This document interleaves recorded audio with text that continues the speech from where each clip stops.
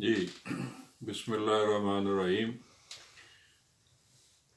असी चौपाल मैं सिफ्ते हसन गिलानी चौपाल यूके दे प्लेटफॉर्म तो हाज़र हाँ।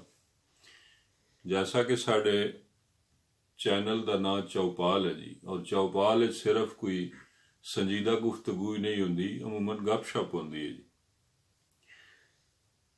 तो रोज़ाना संजीदा गुफ्तगू भी होंदी है और गपशप भी ज़रूरी है, क्योंकि अजकल साड़ा वड्डा मौजू फौज है और साड़ा इख्तलाफ फौज नाल नहीं बल्कि फौजी जरनैलों दियां उन्हां पॉलिसियां दे नाल है, जिसनों असी समझने हैं कि वह कानून और आइन दे खिलाफ हैं। वो एक अलग मौजू है। बाकी फौज नाल साड़ा ना कोई इख्तलाफ है, फौज साढ़े विचों है, असी फौज विचों हाँ। और अमूमन सूबेदार दा जिहड़ा रैंक होंदा, सूबेदार और सूबेदार मेजर, ये फौज दा दिल होंदे जी।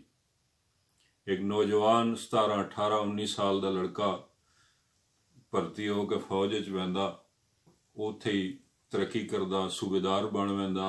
लिहाजा जितना फौज नूं ये तबका जानदा, कोई दूसरा तबका नहीं जानदा। ये अगे अफसरां दी भी ट्रेनिंग करदे और बड़े इनोसेंट जे लोग होंदे।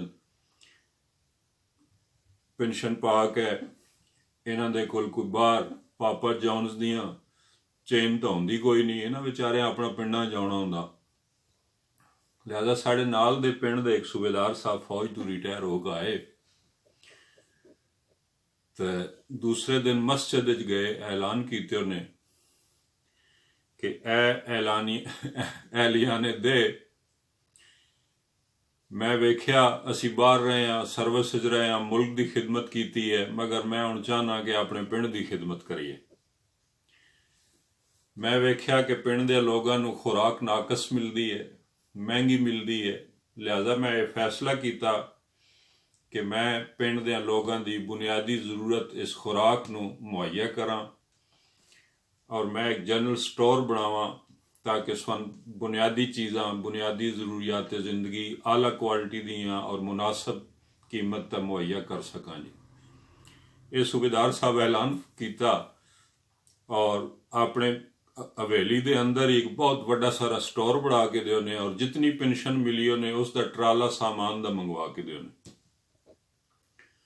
नाल ही दूसरे दिन ट्राला आया तो ऐलान किते उन्हें कि एलिया ने दे, चूंकि पिंड ज्यादा तादाद गरीबां दी है, लिहाजा मैं एक गरीबां दी सहूलत वास्ते एक सिलसिला शुरू किया कि मैं उन्होंने सफा नंबर अलाट कर रहा।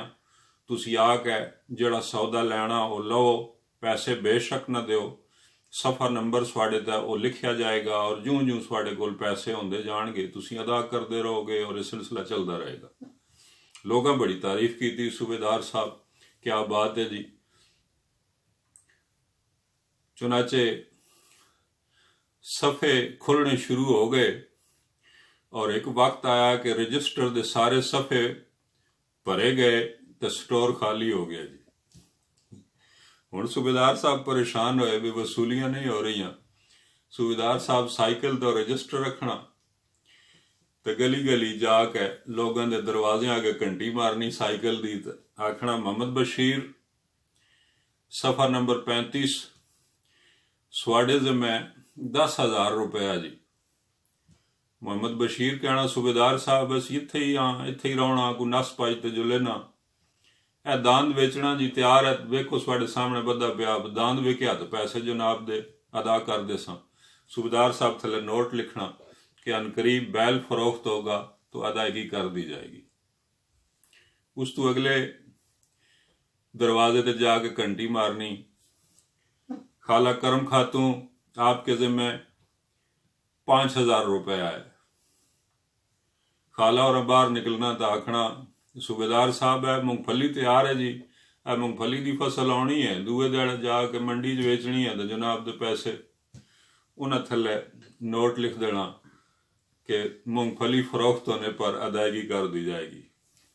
इस तरह एक वक्त आया कि अगर नोट दर नोट सूबेदार साहब लिखते हुए, न दांद विक्या, न पैसे आए, न मूंगफली के पैसे वसूल हुए।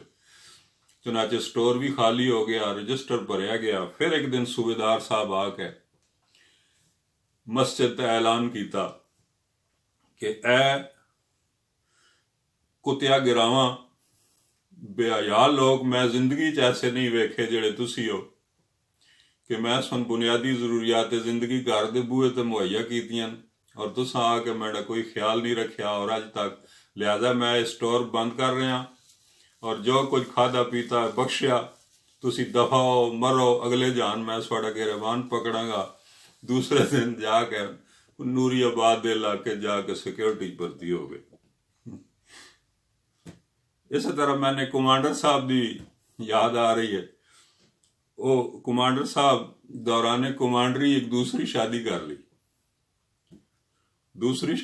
ली तो घर वाले घरों फारग कर छोड़िया, बंगले तू उन्होंने बाहर कट सटिया। कमांडर साहब अपनी दूसरी बीवी लैके पिंड तशरीफ ले आए। पिंड लोगों और चाह पानी पुछण दा इन्हां चूंकि होर जिंदगी गुजारी होंदी है तरीके नाल, पिंडां दे लोगां दी होर डिमांड्स होंदियां, उत्थे ना हुक्का ना कोई चाह ना पानी। हुण कौन बोवे जी उत्थे जाके और बह के महाजां दियां गल्लां सुणे और फौजी गल्लां। लिहाजा कोई जिहड़ा आवे कोई ना, ज्यादातर आप ही बैठे रौन जाए। कमांडर साहब किसा मशवरा दिता भी कमांडर साहब हुण पिंड दुध दी बड़ी है तो स्वान खालस दुध भी नहीं मिलता, तो कोई अपना जानवर पालो, कोई मझ पालो, कोई गां पालो। कमांडर साहब मंडी ते भेज के बंदा तो गां मंगवा ली जी। जिसने खरीद के दी उसने कहा जी कमांडर साहब इहदा 12-14 किलो दुध है जी, साहिवाल नस्ल की चंगी गां है, 12-14 किलो दुध तक उदों ही नहीं गया जी। लिहाजा दूसरे दिन गां चोई तो बमुश्किल 10 किलो होया जी। तीसरे दिन उस 9 किलो दिता, चौथे दिन वो 8 किलो दा आ गई। जिल 8 किलो दा आ गई तो सुबह सुबह आन के मुलाजम दस्यो ने भी ब्रिगेडियर साहब तो 4 किलो दुध आया जी। उस टाइम उन्हें बंदा भेज के करीब ही थाने आ, कहन लगे थानेदार नूं बुलो। थानेदार सुबह सुबह भजदा आया, बेचारा साह उत्ते थल्ले होया उसदा, बगैर सिविल कपड़े। सब तो पहले तो आखन लगे आपका यूनिफॉर्म कहाँ है। वो बेचारा बड़ा परेशान होया। उस आख्या जी मैं हुणी अपने क्वार्टर चों निकलिया, थोड़ा मैसेज मिलिया तो मैं दौड़दा आया। आखन लगे अच्छा वो फलां आदमी ने मुझे ये गाय खरीद कर दी थी और इसका मालिक फलां गांव का है, उसे पकड़ के लाओ, थाने में बंद करो और उस पर पर्चा काटो कि उसने बताया 12-14 किलो था और गाय का दूध 10 किलो से भी कम आ रहा है। हुण बेचारा परेशान थानेदार भी कोई पुलिस की किताब है अज तक ये दफा ही नहीं पढ़िया भी 12-14 किलो 10 किलो वाली गांद बेची है, उससे दफा केड़ा गांद दफा केड़ा लगे जी। लिहाजा वो परेशान होकर मुड़िया। कोई 2 महीने बाद ईद आ गई तो जड़ा मुलाजम रखे आ उसनूं तनख्वाह कोई ना देन टाइम ते। वो बड़ा परेशान बच्चा पुतरा करके जनाब उसनूं दर्जी बुलाया ने तो आखन लगे भी आज कपड़े सवाना मैं अपने भी तो मैं अपने बेटे दे भी। मुलाजम खुश होया भी चलो तनख्वाह नहीं तो चलो जोड़ा कपड़े का नवा नसीब उसी। दर्जी आया तो कमांडर साहब बाहर निकले तो दर्जी नूं आखन लगे भी ए जोड़ा ये मेरा तू नाप लै ले मेरा सीने, और ए जड़ा मैं कुर्ता पाया ये वाला जो मैं सुना रहा सोनू इस दे विच एक रत्ती बराबर झूठ नहीं है।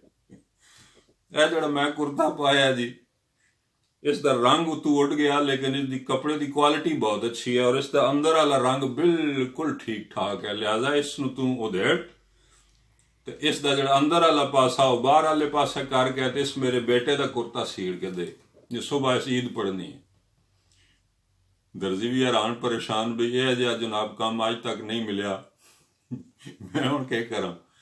राती उस मुलाजम सोचा भी 3 महीने हो गए ना तनख्वाह है तो ईदी वाले दिहाड़े पुराना चोला पाना, लिहाजा वो भी राती जनाब भज गया।